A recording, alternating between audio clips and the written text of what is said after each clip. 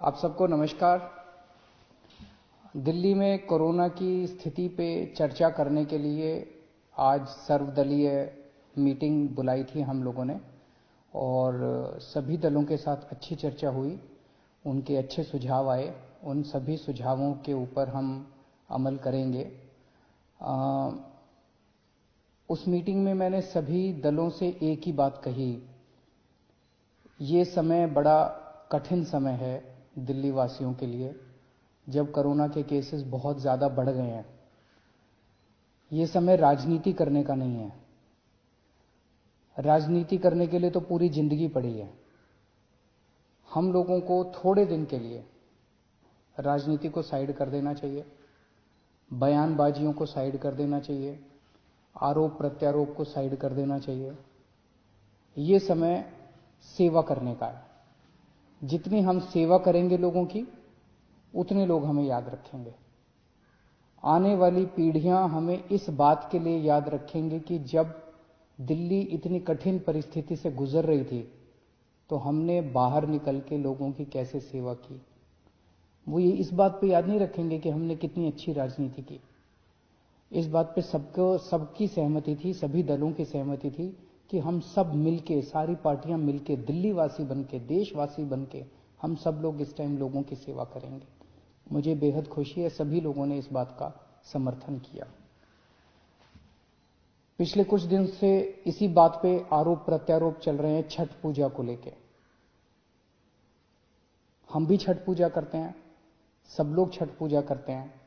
खास तौर से हमारे पूर्वांचली जो बहन भाई हैं, उनकी बहुत ज्यादा श्रद्धा है छठ पूजा पे।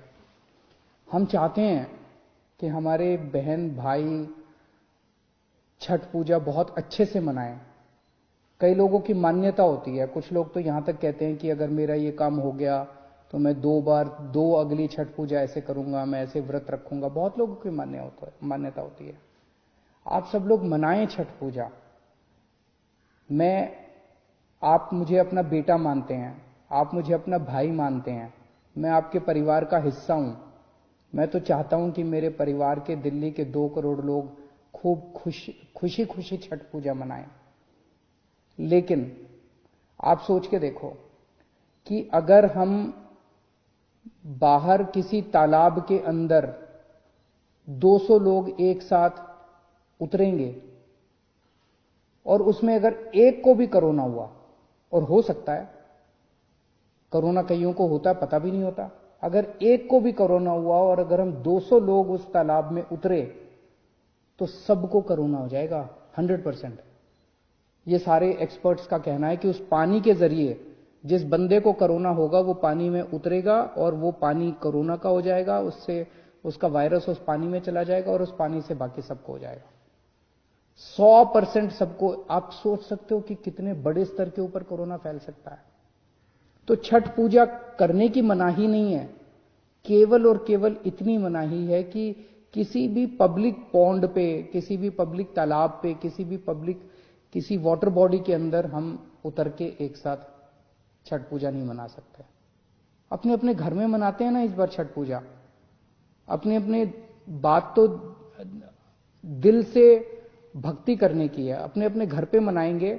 और यही सोच के कई सरकारों ने पब्लिक पॉन्ड में, पब्लिक वाटर बॉडी के अंदर, पब्लिक पानी की किसी भी उसके अंदर छठ पूजा मनाने के ऊपर, गुजरात सरकार ने सूरत में, अहमदाबाद में पाबंदी लगाई है, मुंबई में पाबंदी लगाई गई है, हरियाणा में पंचकुला में पाबंदी लगाई गई है। तो यही सोच के लगाई गई है। मैं क्यों चाहूंगा कि छठ पूजा धूमधाम से ना मना पाए लोग? हम क्यों चाहेंगे? हम तो चाहते हैं कि सब लोग धूमधाम से मनाएं। जब से हमारी सरकार बनी है, दिल्ली के अंदर छठ पूजा मनाने के लिए कितनी तैयारियां करते हैं। सरकार कितनी तैयारियां करती है, सरकार कितना बजट देती है छठ पूजा की तैयारियां करने के लिए। लेकिन इस बार ये महामारी है और आप ही की सेहत के लिए, अपने परिवार की सेहत के लिए हम ये कदम उठाने पे मजबूर हुए हैं। छठ पूजा मनाएं, अपने अपने घर पे मनाएं, बाहर एक साथ किसी भी तालाब या किसी भी ऐसी वाटर बॉडी में एक साथ ना उतरें, क्योंकि अगर हम उतरे तो सबको एक साथ कोरोना हो सकता है। और मेरी फिर से विनती है, छठ पूजा बहुत पवित्र त्योहार है। कोरोना बहुत बड़ी महामारी है, इस पे राजनीति मत कीजिए।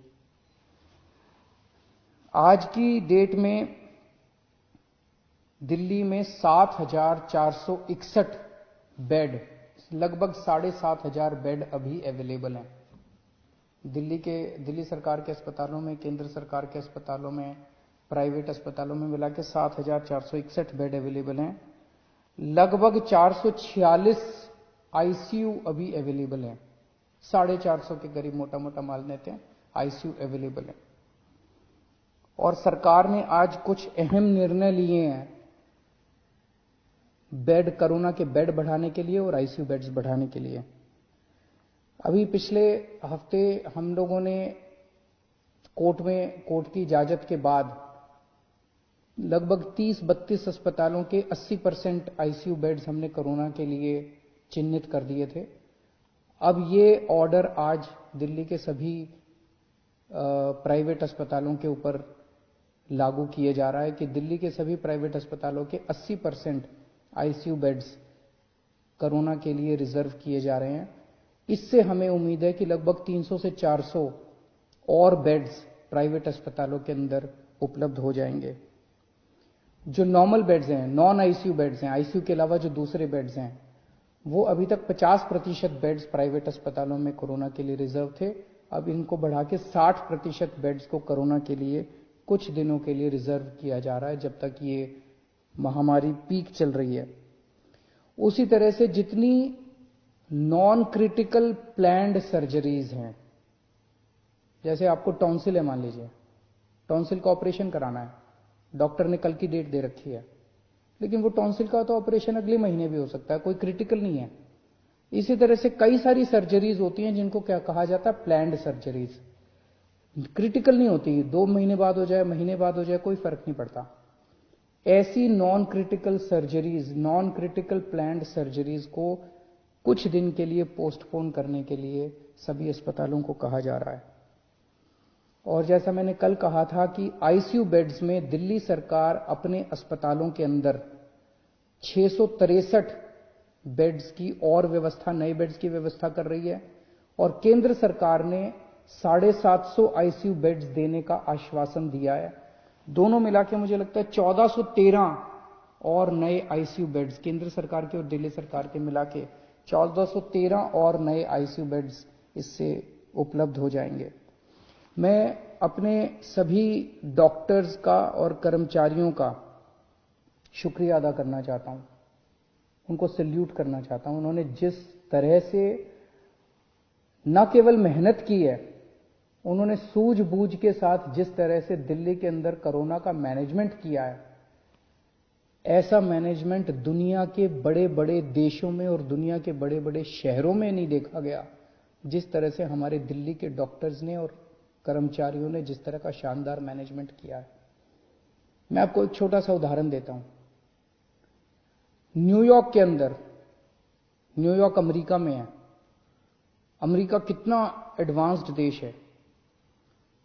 न्यूयॉर्क के अंदर 6 अप्रैल को उनकी पीक आई थी। 6 अप्रैल को उनके 6,353 केस थे। उस दिन 6,353 केसों में उनकी 575 लोगों की मौत हुई थी। और जो वीडियो आ रहे थे वहां से कि कॉरिडोर में पेशेंट्स पड़े हुए हैं, बेड्स अवेलेबल नहीं है, अस्पताल के बाहर सड़क के ऊपर पेशेंट सब पड़े हुए हैं, वेट कर रहे हैं कि जब बेड खाली होंगे तो हम अंदर अस्पताल के अंदर जाएंगे। बुरा हाल था चारों तरफ, और इतनी डेथ हो रही थी, बॉडीज एक दूसरे के ऊपर पड़ी हुई थी।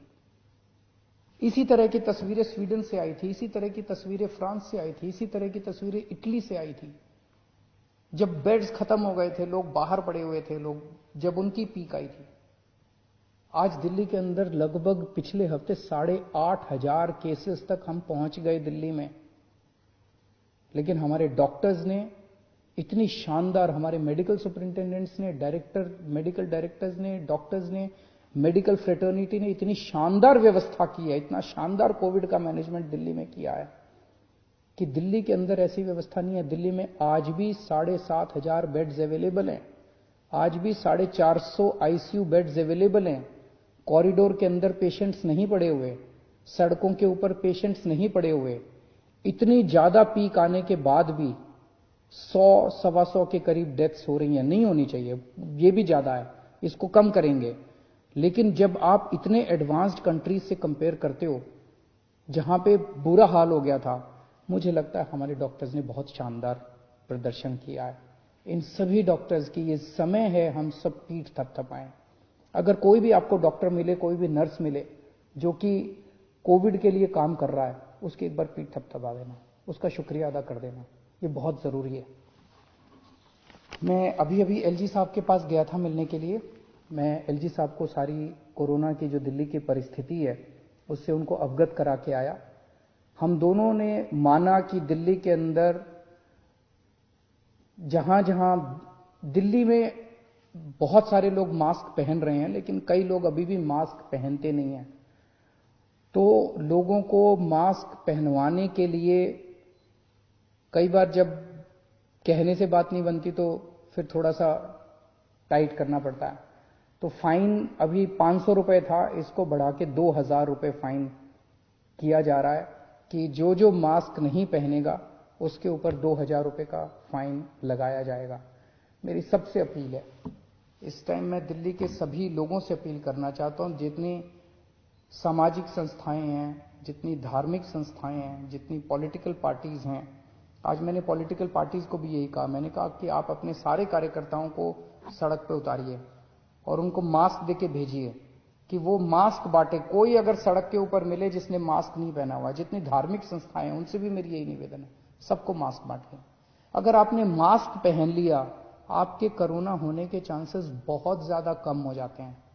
तो मेरी सभी संस्थाओं से, धार्मिक संस्थाओं से, सामाजिक संस्थाओं से, पॉलिटिकल पार्टी से सबसे निवेदन है कि अपने अपने कार्यकर्ताओं को मास्क देके सड़क पे उतारिए कि वो मास्क सबको बांटे कि सब लोग मास्क जरूर पहने। अगर आप मास्क पहन लेते हैं तो आप कोरोना से काफी हद तक बच सकते हैं। और अगर आप एक किसी को मास्क पहना देते हैं तो आप ये सोचिएगा कि उसको कोरोना से बचाने का आपको पुण्य हो गया। एक आदमी को आपने कोरोना होने से बचा लिया, इस बात का आपको पुण्य हो गया, इस बात का आपको सुकून मिल सकता है। नमस्कार।